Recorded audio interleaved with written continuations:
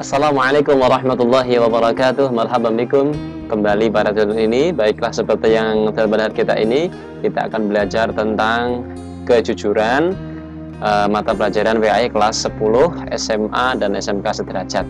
Baiklah, langsung saja kita bahas materinya. Yang pertama, ya, pengertian kejujuran. Apa itu kejujuran? Ya, bismillahirrahmanirrahim.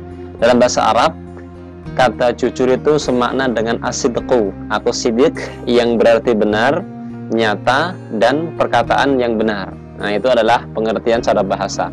Secara istilah, jujur atau as-sidqu adalah yang satu, maknanya adalah kesesuaian antara ucapan dan perbuatan. Dan kedua, kesesuaian antara informasi dan kenyataan. Dan yang ketiga, ketagasan hati dan kemantapan hati. Yang keempat, sesuatu yang baik yang tidak dicampuri kedustaan. Itu pengertian kejujuran secara istilah. Ya, intinya apa yang kita ucapkan, apa yang kita buat itu dengan sesuai dengan fakta, sesuai dengan kenyataan. Apa yang kita sampaikan sesuai dengan fakta yang ada, sesuai dengan data yang ada. Itu pengertian kejujuran. Nah, kemudian menurut Imam Ghazali, jujur itu dibagi menjadi tiga. Ya.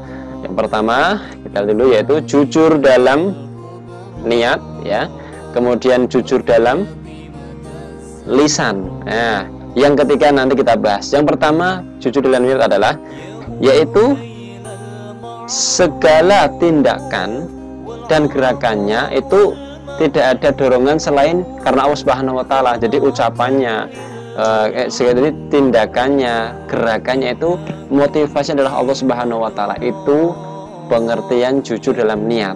Kemudian jujur dalam lisan adalah menjaga lidahnya selalu menyampaikan berita yang sesuai dengan fakta.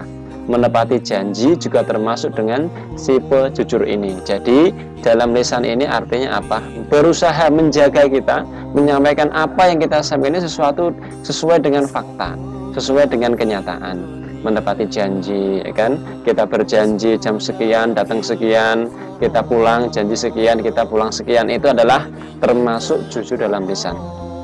Kemudian jujur yang ketiga apa? Kita lihat di sini, ya.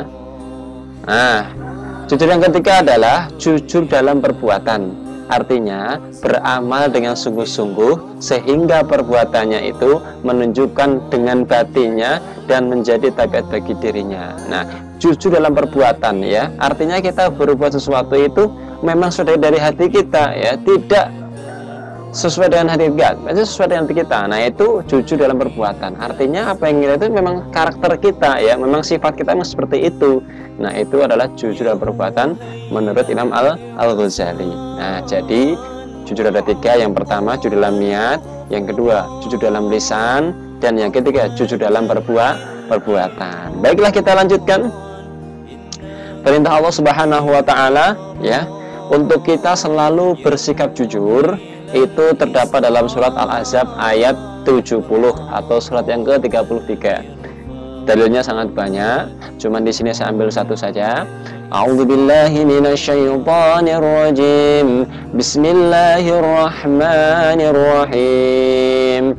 Ya ayyuhalladzina amanu taqullaha wa qulu qawlan sadida. Yang artinya kurang lebih, wahai orang-orang yang beriman, bertakwalah kamu kepada Allah dan ucapkanlah perkataan yang benar. Artinya kalau kita bertakwa pada Allah, kemudian kita ikuti dengan ucapan kita yang selalu jujur, yang selalu benar, sesuai dengan kenyataan dan fakta. Itulah perintah Allah, mengapa kita harus bersikap jujur. Kemudian kata Rasulullah bagaimana, Pak? Baca, ya, bismillahirrahmanirrahim.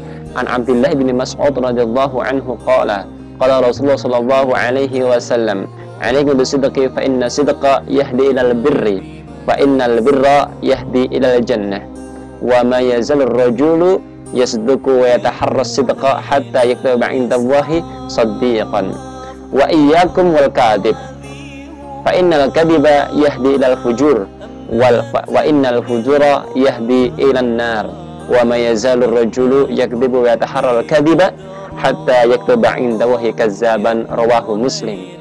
Yang artinya kurang lebih, diriwayatkan dari Abdullah bin Mas'ud radhiyallahu an, Rasulullah sallallahu alaihi wasallam yaqul, bersabda, hendaklah kamu berlaku jujur karena kejujuran menuntutmu dalam kebaikan, dalam kebenaran, dan kebenaran itu menuntutmu dalam surga. Dan senantiasalah seorang berlaku jujur dan selalu jujur sehingga dia tercatat di sisi Allah Subhanahu wa taala sebagai orang-orang yang jujur. Kemudian hindarilah kalian dari berlaku dusta, karena dusta itu akan menuntun kita menuju kejahatan, dan kejahatan itu menuntun kita ke neraka.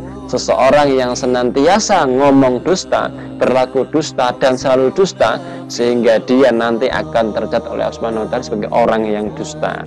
Rawahu Muslim. Hadis riwayat Muslim.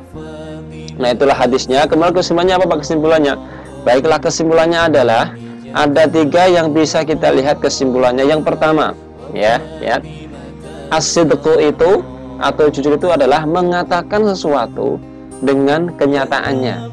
Sedangkan dusta atau al-kazibu adalah orang yang mengatakan sesuatu tidak dengan kenyataannya. Itu adalah dusta.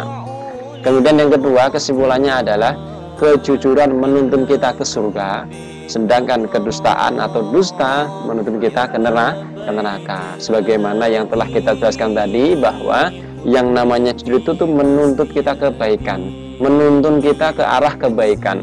Kebaikan itu pangkalnya atau ujungnya nanti adalah surga. Sedangkan dusta menuntun kita ke kejahatan, dan kejahatan itu menuntun kita masuk ke pintu nerakanya Allah Subhanahu wa taala. Nauzubillah min. Kemudian yang ketiga, ya, diperbolehkan dusta hanya untuk 3 hal saja. Nah, jadi kita boleh dusta, teman-teman, hanya untuk 3 saja. Apa itu? Yang pertama, yaitu ketika seorang istri memuji suaminya atau sebaliknya. Nah, dalam rumah tangga itu, ya, agar terus terlihat harmonis, bukan saja, ya, agar untuk menjaga harmonisan itu boleh kita berdusta, ya, atau berbohong, itu boleh. Agar apa? Agar untuk menjaga keharmonisan rumah tangga kita, ya, boleh, ya. Suami muji istri, istri muji suami, walaupun dalam keadaan bohong, itu boleh. Yang kedua, ketika seorang yang akan mencelakai orang yang tidak bersalah dengan mengatakan bahwa orang yang dicari tidak ada. Nah, ini hal yang lumrah, ya. Misalkan ya, ada seorang yang tawuran, dia nyari orang yang dicari nggak salah, terus ngumpet di rumah kita. Orang tersebut nanya, yang motorin nanya, mana orang yang tadi itu? Wah, kita nggak tahu. Nah, itu boleh. Artinya kita menyembunyikan orang yang tidak bersalah dari hal sesuatu yang negatif, itu boleh berdusta. Kita boleh, malah bahkan wajib, karena melindungi nyawa orang yang bersembunyi tersebut. Nah, itu contohnya. Yang ketiga, apa yang boleh dusta? Yaitu apa? Mendamaikan 2 orang yang sedang bertikai agar kembali damai dan rukun kembali. Nah, seperti itu boleh, ya. Lagi bertengkar, nah kita ngomong dusta nggak apa-apa, ngomong masa berbohong itu nggak apa-apa. Agar apa? Agar kedua-duanya ini kembali rukun dan damai. Nah, karena Islam itu mengajarkan wa'tasimu bihablillahi jami'an wa la tafarraqu. Kalian tuh harus berpegang pada agama Allah dan jangan bercerai-berai.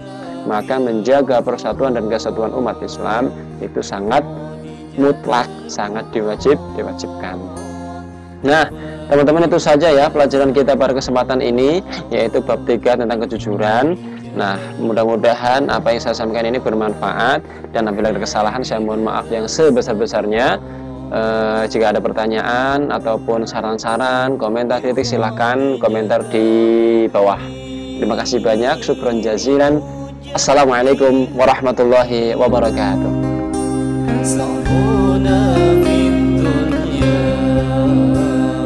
So